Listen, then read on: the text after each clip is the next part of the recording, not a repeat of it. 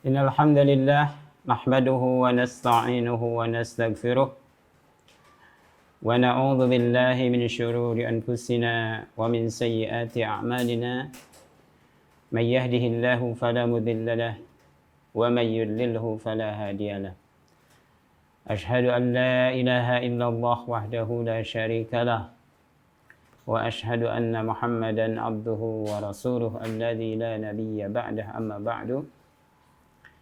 Pemirsa Marhaban TV rahimakumullah, Bapak Ibu yang semoga Allah Subhanahu wa taala melindungi dan merahmati kita semua. Tema kajian pada hari ini adalah tentang nafkah, ya, tentang memberikan nafkah atau fikih memberi nafkah. Memberi nafkah, bahasa kitanya menjadi nafkah. Ya, nafkah berasal dari kata bahasa Arab yang sudah menjadi bahasa Indonesia dari kata nafkah, anfaqa, yanfiku nafaqatan. Pemirsa Marhaban TV rahimakumullah. Nah, ketika seseorang menikahi perempuan yang menjadi istrinya, seorang laki-laki menikahi seorang perempuan yang menjadi istrinya, maka dia menjadi tulang punggung daripada keluarganya. Dia sebagai sandaran hidup daripada istrinya, yang harus mengayomi dan melindungi istri-istrinya. Dan kewajiban yang besar yang dipikul oleh seorang suami kepada istrinya dan kepada anak-anaknya adalah berkewajiban memberikan nafkah, memberikan biaya, menanggung biaya hidup istri dan anak-anaknya. Nah, ini harus dipahami oleh para suami, oleh para bapak dalam menjalankan roda rumah tangganya. Ya. Karena beberapa kasus di kita, ya, kadang ada orang tua, ayah atau suami yang menelantarkan istri. Ya, mereka tidak mau berusaha. Mereka tidak mau mencari penghasilan. Ya. Atau mereka tidak mau melakukan daya upaya dan hidupnya ditanggung oleh istrinya. Ini beberapa kasus yang curhat kepada saya. Misalnya ada seorang ibu yang bekerja, ya, sebagai pegawai negeri dan suaminya tidak mau usaha. Ya. Padahal suaminya tidak sakit, sehat, jag-jag belejag. Punya kemampuan, ya, tidak gila, akalnya sehat. Akan tetapi dia malas untuk berusaha. Tentu ini sebuah dosa yang besar. Nabi SAW bersabda, "Kafa bil mar'i isman an yadi'a man yakut." Cukup seseorang itu berdosa, ya, dia menyia-nyiakan apa yang dia tanggungnya, apa yang dia harus jamin.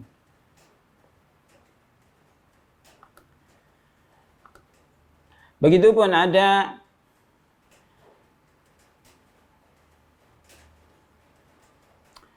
laki-laki atau suami yang meninggalkan istrinya begitu saja. Dicerai tidak, diurus tidak, diperhatikan tidak. Dia pergi entah kemana, nggak ada kabar, nggak ada berita, ya. Sehingga istrinya dan anak-anaknya kelimpungan, mencari kabar ke sana kemari, suaminya pergi entah kemana. Nah, ini masalah-masalah dalam rumah tangga. Ya. Salah satunya adalah tidak memahami bahwa mencari nafkah, memberikan biaya kepada istri dan anak-anaknya adalah merupakan kewajiban. Dan jika kewajiban itu tidak dilaksanakan, tidak dipenuhi, maka ini hukumnya ini dosa besar di sisi Allah Subhanahu wa taala. Oleh karena itu, pemirsa Marhaban TV, pada kesempatan kali ini kita akan bahas ya tentang apa itu nafkah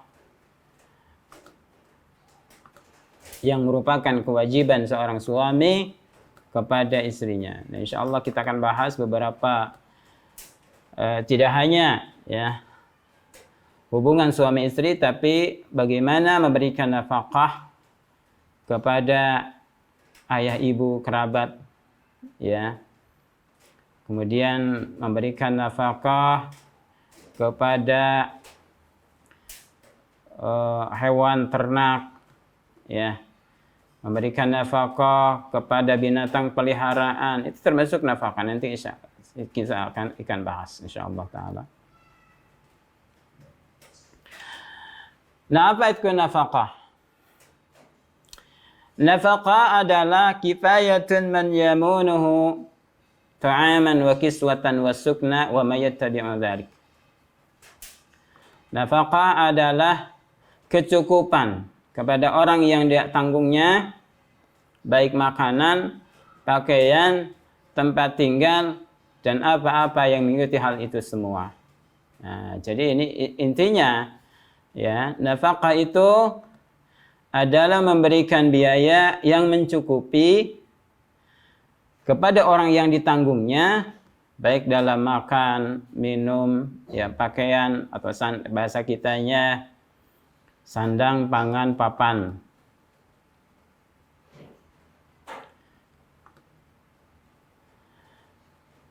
Nah, jadi memberikan nafkah, memberikan biaya, ini merupakan satu tugas yang mulia. Ya.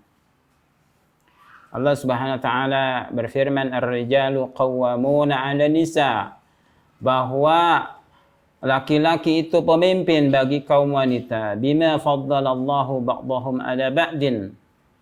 Disebabkan Allah telah mengunggulkan, Allah telah meninggikan sebagian mereka di atas sebagian yang lain. Wa bima anfaqu min amwalihim, dan disebabkan apa yang mereka infakkan dari harta mereka.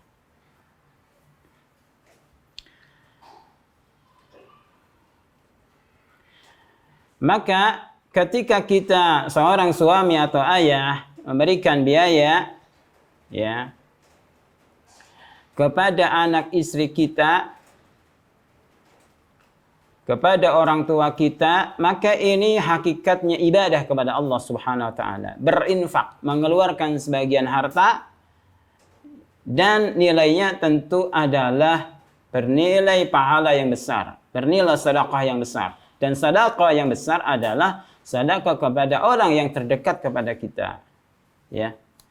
Allah Subhanahu wa taala berfirman, "Alladzina yunfikuna amwalahum bil-laili wan-nahari sirran wa 'alaniyatan, falahum ajruhum 'inda rabbihim wala khaufun 'alaihim wala hum yahzanun."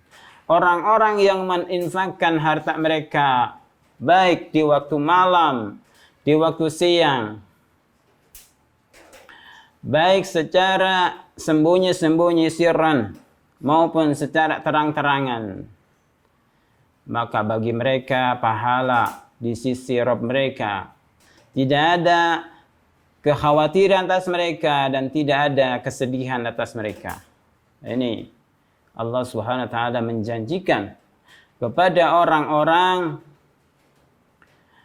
yang menginfakkan hartanya, memberikan hartanya, membelanjakan hartanya baik di waktu siang maupun malam. Baik terang-terangan maupun secara sembunyi-sembunyi. Nah, ini termasuk infak kepada keluarga kita. Ya.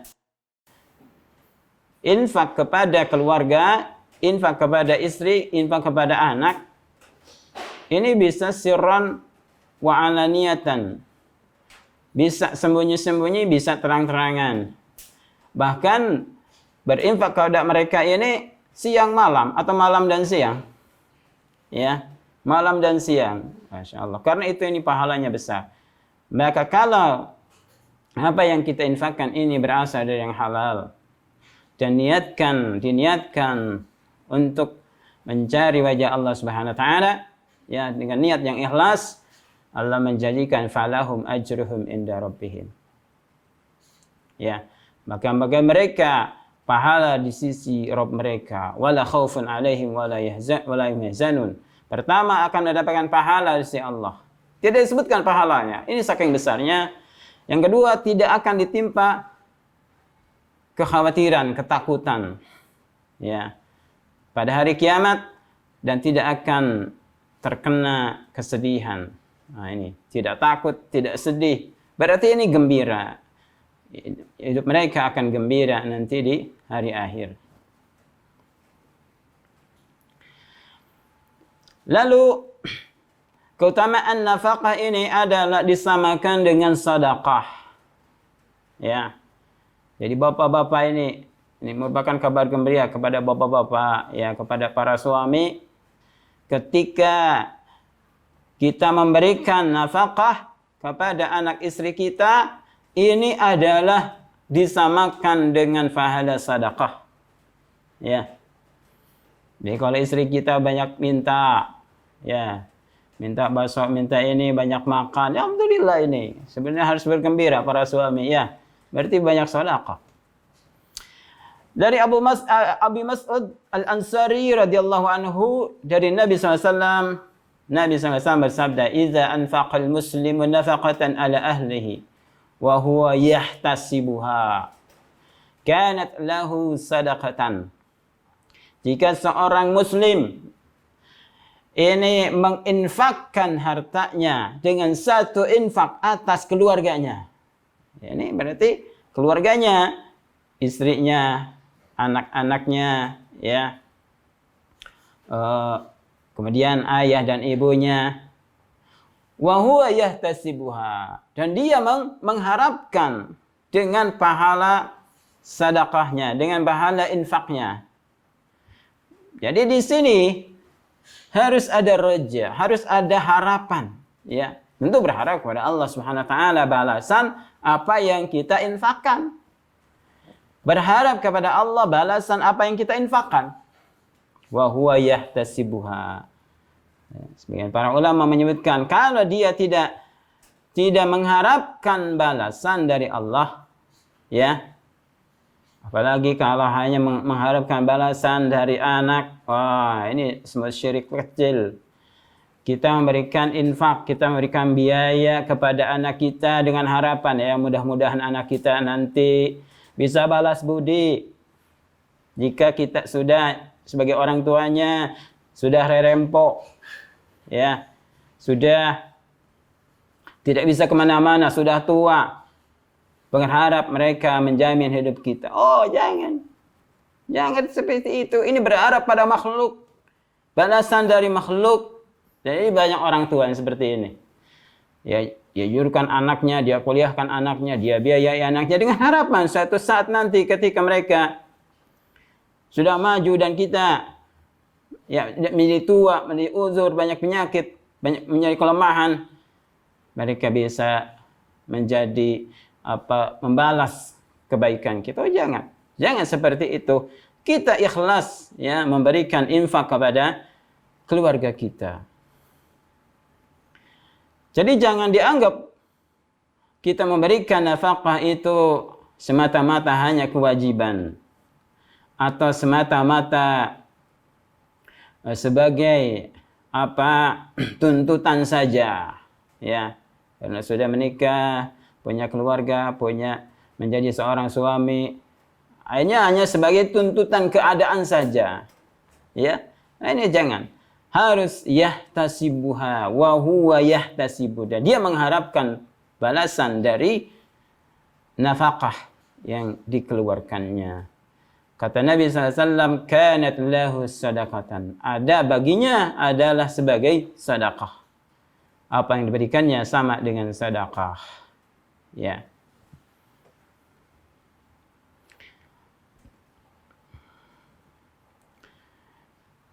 Kemudian dari Abu Hurairah radhiyallahu anhu, dia berkata, Nabi SAW bersabda, as-sa'i 'alal armalah wal miskin kal mujahid fi sabilillah. Orang yang bergerak, orang yang berjalan untuk mengurus para janda-janda tua. Armalah itu janda tua, ya.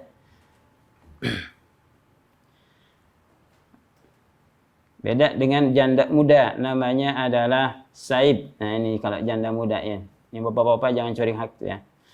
Ya, jadi armalah itu adalah janda-janda tua, bukan janda muda. Kalau janda muda ini ada udang di balik kampak, ya. Ada armalah wal miskin, orang yang bergerak, maksudnya dia ngurus kepada janda-janda tua dan orang-orang miskin.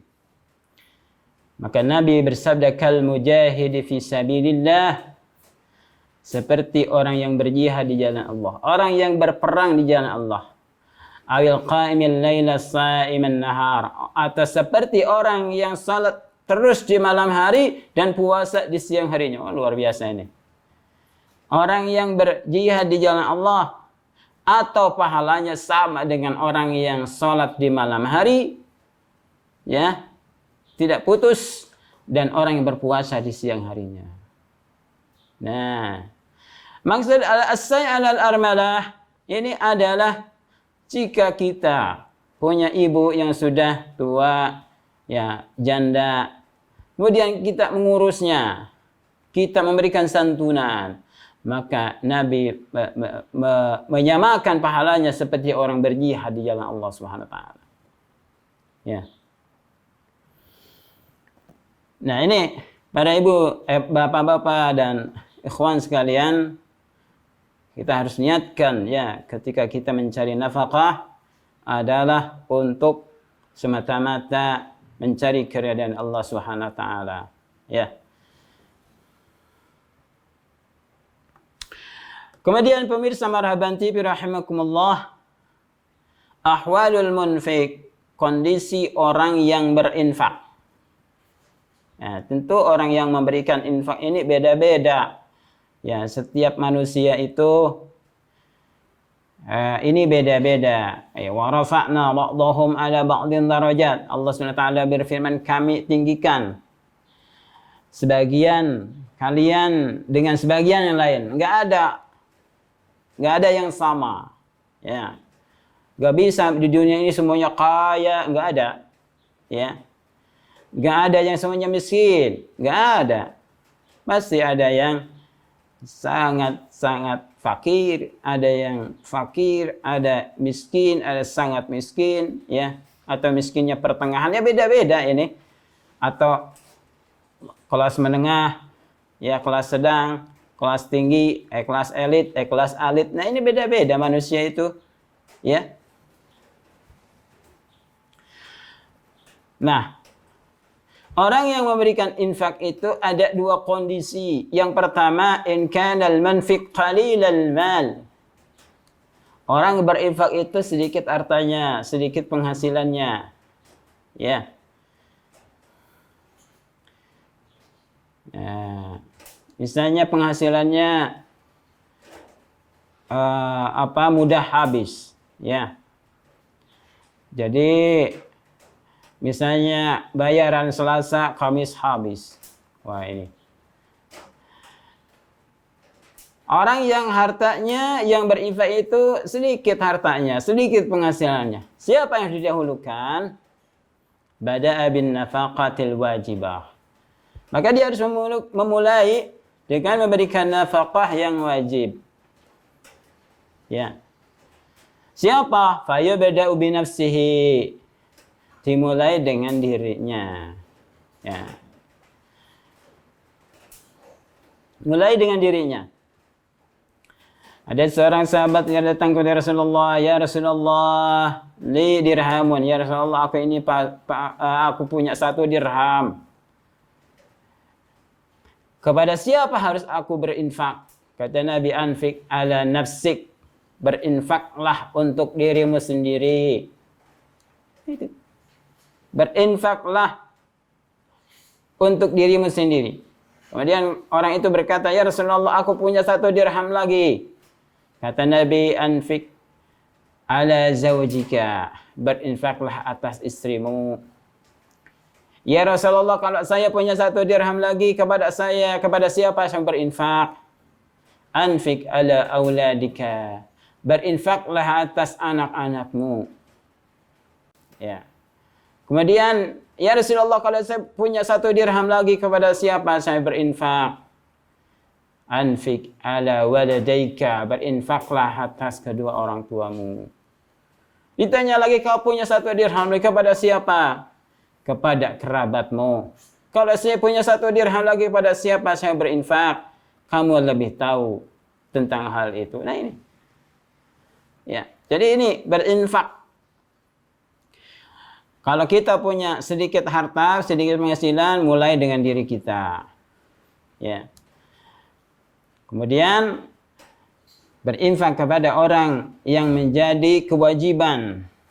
Ya, kewajiban kita atas mereka disesuaikan dengan ma'al usri wal yusri, disesuaikan dengan kesulitan dan kemudahan. Nah, ini jangan sampai misalnya ya, seorang ayah anak-anaknya itu dikasih beli baju baru. Ini kalau lebaran pakai baju baru. Ya. Istrinya baju baru. Dia punya enggak beli baju. Ya. Bajunya kuleh kucel. Lecek. Nah, seperti itu tidak boleh. Ini karena apa? Dia harus dahulukan dulu diri, lalu anak, lalu istri. Ya. Nah, jadi mulai dengan diri, lalu orang yang menjadi kewajibannya disesuaikan dengan kesulitan dan kemudahan. Siapa? Az-zawjah, istri kita, anak-anak kita, orang tua kita, kemudian bahaim atau binatang-binatang ternak. Ya. Nah ini termasuk yang wajib diberikan nafkah. Ya. Yang kedua, kondisi kedua, orang yang berinfak itu adalah orang kaya. Orang kaya. Siapa orang kaya ini? Ya. Kalau dalam ukuran zakat fitrah, orang kaya ini adalah orang yang punya makanan selama 1 hari 1 malam. Sehari semalam punya makanan untuk sehari semalam, itu dikatakan orang kaya. Ya. Misalnya makan itu 1 kilo beras ditambah dengan lauk pauknya 30.000. Ya 50.000. Itu lebih dari 50.000, itu dikatakan apa? Orang kaya. Ya. Kalau orang itu kaya, in kanal munfiqu ghaniyan. Kalau orang yang berinfak itu kaya, fayunfiqu 'alal jami' hasbal 'urfi. Maka dia berinfak atas seluruhnya, ya, kepada semuanya sesuai dengan uruf. Ya, sesuai dengan kebiasaan. Tentu ini namanya nafkah, ya, sesuai dengan uruf, sesuai dengan perkembangan budaya, perkembangan masyarakat. Mungkin dahulu biaya hidup tidak seperti zaman sekarang. Dulu misalnya ya nggak ada gas, ya nggak ada mesin kompor gas, cukup pakai kayu bakar dari gunung, dari hutan, ngala kayu bakar. Nah sekarang kayu bakarnya sudah jarang, ya pasti orang sudah menggunakan kompor gas atau kompor listrik. Bagi termasuk biaya yang harus dikeluarkan. Ya. Kalau dulu misalnya zaman pra kemerdekaan, itu banyak orang yang menggunakan kendaraan jalan kaki. Ya. Jalan kaki. Saya dari Garut ke Wanaraja itu jalan kaki, atau paling naik delman atau naik naik kuda. Ya, jarang itu kendaraan bermotor, tidak seperti sekarang. Nah, kalau istri kita disuruh dari Garut misalnya ke Wanaraja untuk jalan kaki, wah itu pasti akan marah, ya, karena kendaraan zaman sekarang sudah ma'ruf. Oleh karena itu, masalah infak ini disesuaikan dengan uruf, ya, dengan uruf. Maka Nabi SAW bersabda an Abi Hurairah radhiyallahu anhu, qala Nabi SAW, afdalus sadaqah ma taraka ginan. Sebaik-baiknya sedekah adalah apa yang ditinggalkan dari kekayaan. Kelebihan dari kekayaan itu yang sebaik-baiknya sedekah. Wal yadul ulya khairun min yadis sufla. Tangan yang di atas lebih baik daripada tangan yang di bawah. Maksudnya tangan orang yang memberi lebih baik daripada orang yang diberi. Wabda' bima ta'ul, kata Nabi SAW, maka mulailah dari apa yang akan engkau tanggung, engkau jamin.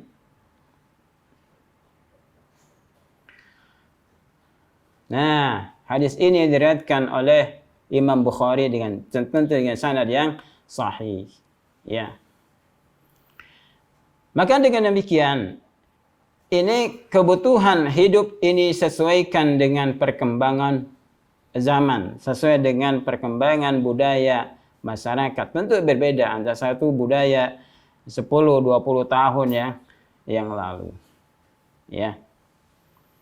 Misalkan zaman dahulu ketika para bisnis atau usaha, ya, para tukang dagang itu jarang ke kampung-kampung. Ya. Paling kalau ada makanan, ya kulub talus, ganyol gitu ya. Kalau sekarang, wah itu anak-anak pada jajan. Nah, itu ada sesuai dengan perkembangan zaman. Harus dikeluarkan nafkah. Nah, bagaimana sekarang hukum memberikan nafkah kepada istri? Memberikan nafkah kepada istri adalah memenuhi apa yang dibutuhkan oleh istri, baik dalam makanannya, pakaiannya, tempat tidur atau bukan tempat tidur ya, atau tempat tinggal ya. Tempat tinggal, kemudian pengobatan ya, kalau sakit ya, dan sebagainya. Ini sesuai dengan uruf dan kemampuan. Ya. Ini nafkah, memberikan nafkah. Ya, ini memberikan memenuhi kebutuhan yang dibutuhkan oleh istri kita, baik makanan, minuman, ya, tempat tidur, tempat tinggal, kemudian al-libas atau pakaian, obat-obatan. Nah, itu termasuk kebutuhan atau yang harus dipenuhi dengan memberikan nafkah. Ya.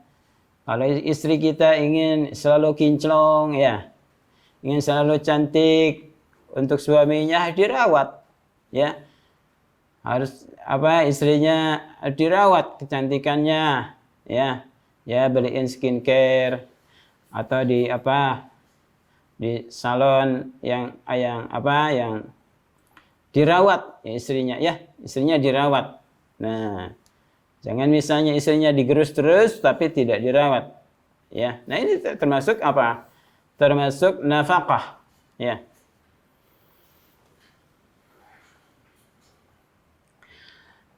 Nah, mahar dan nafkah ini dua hal yang wajib kepada suami dan menjadi hak daripada istri. Karena istri ini ya dia dikurung oleh suaminya.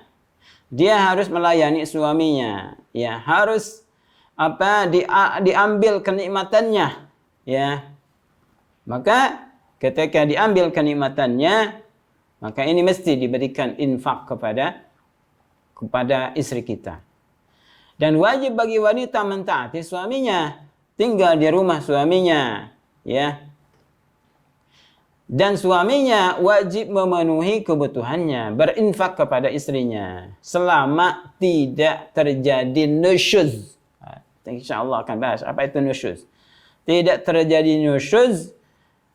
Yang nusyuz itu adalah salah satu penghalang tidak boleh seorang istri mendapatkan nafkah dari suaminya. Jadi kalau seorang istri nusyuz, durhaka, maka dia tidak berhak mendapatkan nafkah.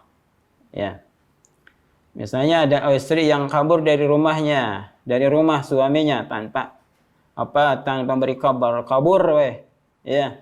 Apalagi kaburnya dengan laki-laki lain, wah ini sudah nusyuz, maka dia tidak berhak mendapatkan nafkah dari suaminya.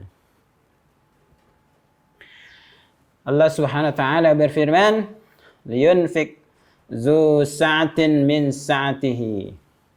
Hendaklah orang yang memiliki keluasan dia berinfak dari keluasannya.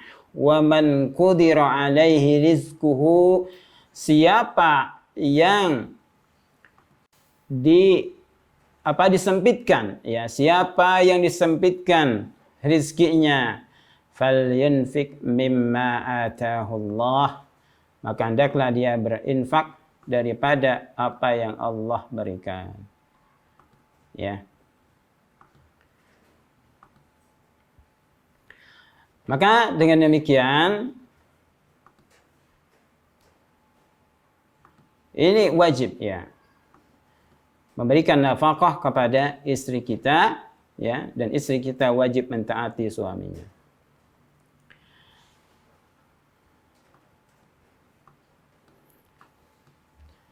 Pemirsa Marhaban TV rahimakumullah.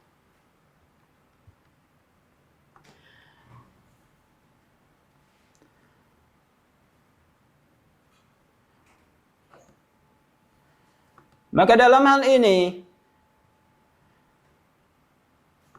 dalam memberikan nafkah, ya, memberikan nafkah tentu ada syarat-syaratnya. Apa syarat-syarat wajib memberikan nafkah?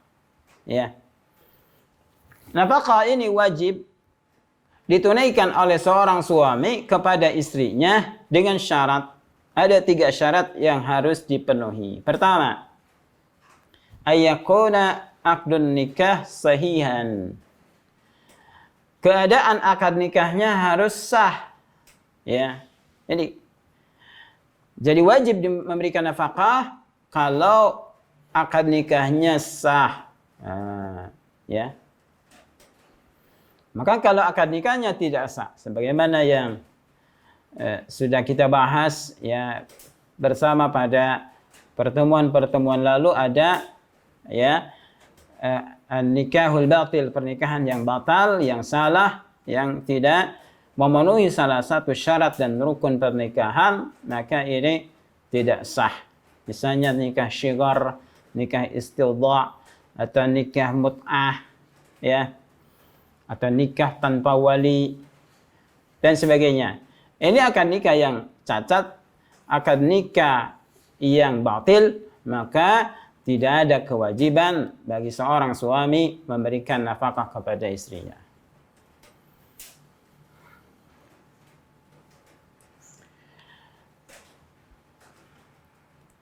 Yang kedua, syaratnya adalah an tuti'a zaujaha fi ghairi maksiatin. Seorang istri itu mentaati kepada suaminya pada hal yang bukan maksiat. yang bukan durhaka kepada Allah Subhanahu wa taala. Ya. Maka kalau seorang istri mentaati suami padahal maksiat apalagi kufur kepada Allah Subhanahu wa taala, maka ini bisa menggugurkan nafkah.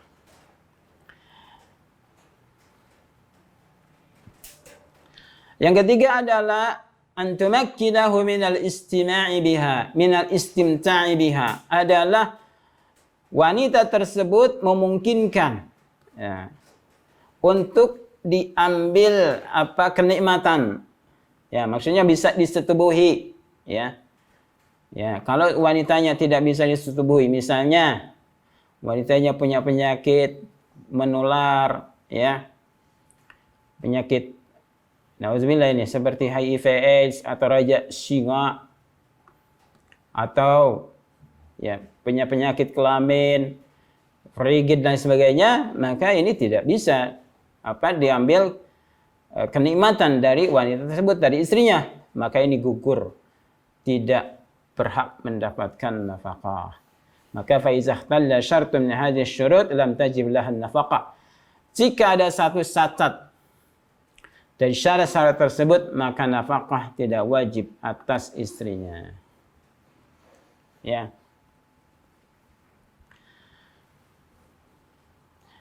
Seperti apa? Misalnya, lau hubisat fi jarimatin, kalau istrinya itu dipenjara karena satu dosa. Ya, satu pidana dipenjara. Ya. Atau atau dia diculik misalnya, ya, maka ini gugur mendapatkan nafkah. Kemudian jika seorang istri masuk Islam, ini ada orang kafir, ya, suami istri, istrinya masuk Islam, suaminya masih kafir, maka ini tidak gugur ini. Ini tidak gugur, lam taskut nafaqatuha, tidak gugur nafkah wanita tersebut. Ya.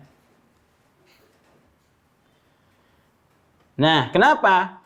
Karena uzur itu, karena uzur istima atau uzur istimta, ya, mengambil kenikmatan bersenang-senang dengan istrinya adalah dari sisi suaminya, bukan dari sisi istrinya.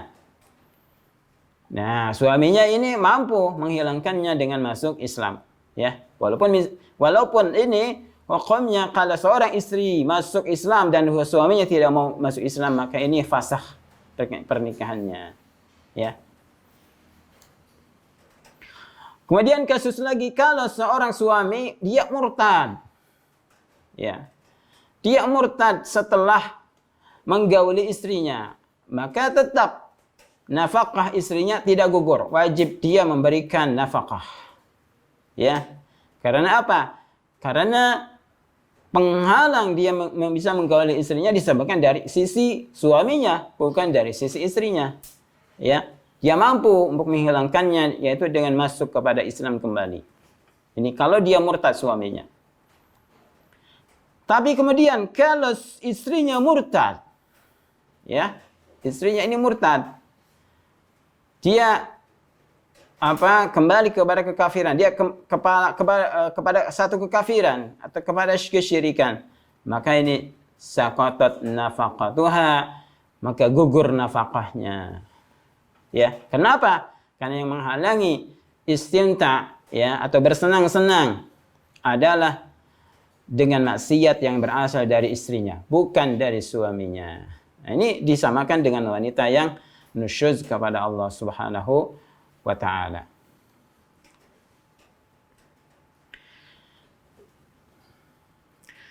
Nah, berapa ukuran nafkah itu? Ukuran nafkah adalah apa-apa yang bisa mencukupinya.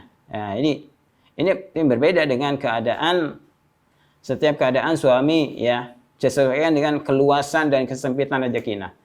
Disesuaikan dengan perbedaan zaman, perbedaan tempat, perbedaan keadaan. Nah, itu disesuaikan dengan tadi uruf, ya. Sesuai dengan uruf, sesuai dengan zaman, perubahan budaya dan sebagainya. Akan tetapi yang wajib adalah memberikan pakaian. Pakaian di waktu dingin atau di waktu panas. Ya. Ini yang wajib ini, memberikan pakaian. Alhamdulillah di kita ini iklimnya relatif sama ya. Kalau musim kemarau tidak terlalu panas. Kalaupun di musim hujan tidak terlalu dingin. Alhamdulillah ini meringankan bapak-bapak di Indonesia ya. Tapi kalau di daerah-daerah lain, di wilayah-wilayah lain, ini musimnya beda-beda. Ada musim dingin, ada musim panas, ada musim gugur, ya ada musim salju dan sebagainya. Yang kedua adalah menempatkannya di tempat yang khusus. Maksudnya ini seorang suami wajib memberikan ya tempat tinggal yang khusus kepada istrinya. Ya, tidak boleh misal memaksa istrinya, ayo orang ilu ka kolot ya. Rumah teh orang milu ka kolot. Ya, istri enggak mau. Alim Nah, itu tidak boleh suaminya maksa. Apalagi sampai wah ikut kepada orang tua saya atau cerai. Wah itu adalah tidak boleh. Wa it'amuha hasbal hali wal kifayah, dan memberikan makan sesuai dengan kondisi dan kecukupan. Ya, ini sesuai dengan kemampuan suami. Makanya istri jangan maksa-maksa suaminya kalau penghasilannya tidak sampai. Wah, lihat tetangganya istrinya panas baranan. Ya.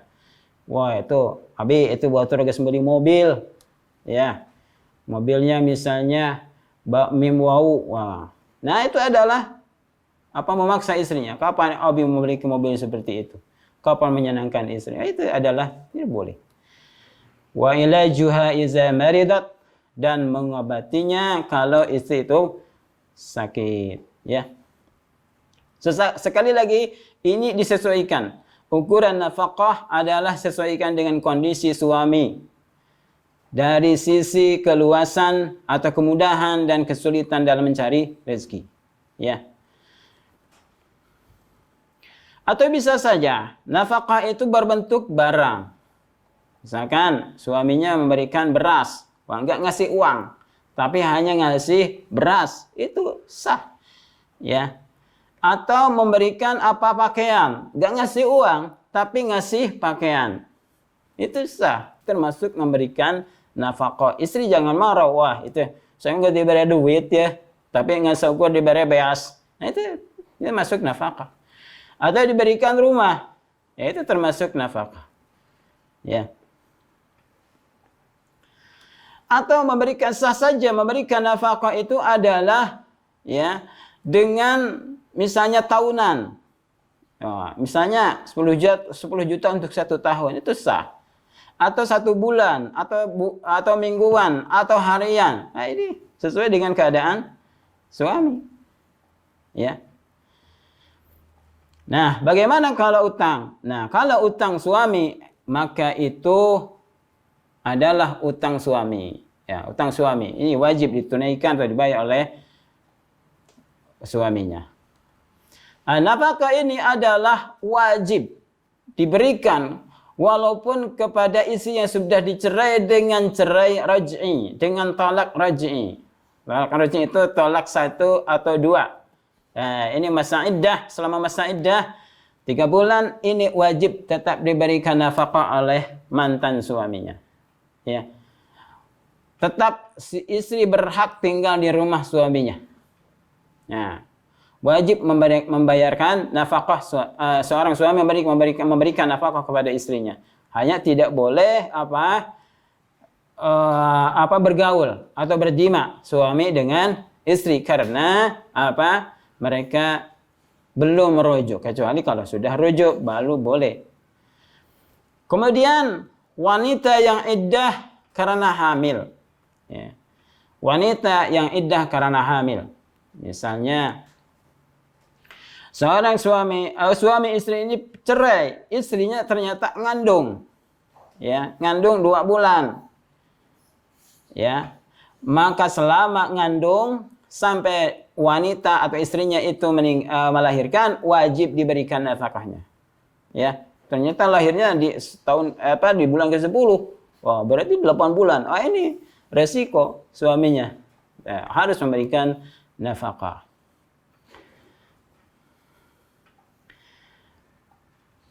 Akan tetapi bagi wanita yang talakna atau talaknya cerainya dengan cerai bain. Cerai bain itu adalah cerai yang talak tiga. Talak tiga. Apa artinya talak tiga? Seorang suami menceraikan 3 kali.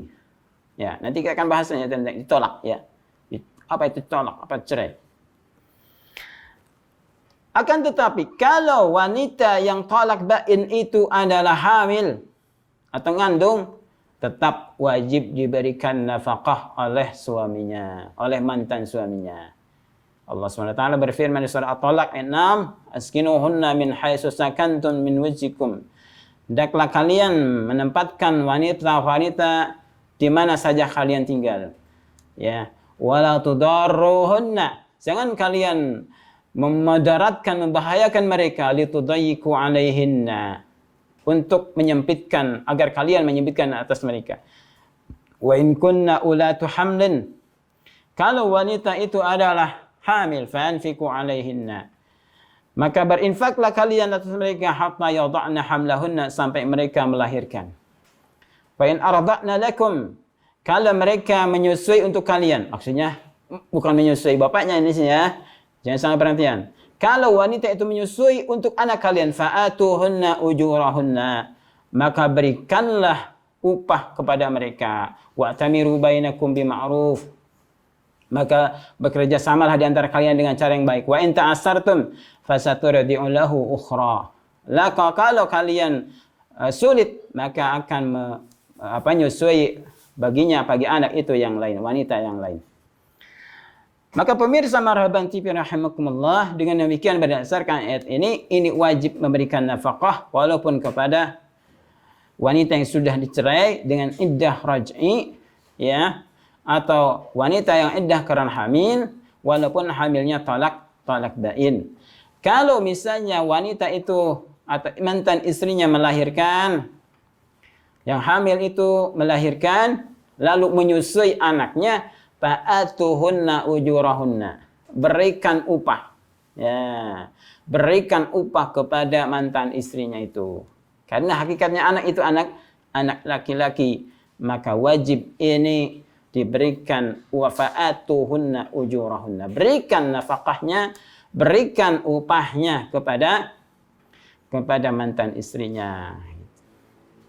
Nah, ini yang tidak bisa sebagian kaum muslimin, bapak-bapak, ketika mereka bercerai, ya, mereka menyerahkan urusan nafkah kepada mantan istri. Insyaallah ini dosa besar kepada Allah Subhanahu wa taala, ya, jika seorang suami menelantarkan istrinya atau menelantarkan anak-anaknya, bapaknya menelantarkan anak-anaknya, ya, tidak mau mengurusnya, ya, maka ini termasuk dosa besar di sisi Allah Subhanahu wa taala. Mungkin nanti akan balitungannya di hadapan Allah. Karena itu yang harus dipahami oleh para suami, ya, para bapak, dalam rangka memberikan nafkah kepada mereka. Ini bisa Anda sampaikan. Wassallallahu ala Muhammadin wa ala alihi wa sahbihi wasallam tasliman katsira. Walhamdulillah. Assalamualaikum warahmatullahi wabarakatuh.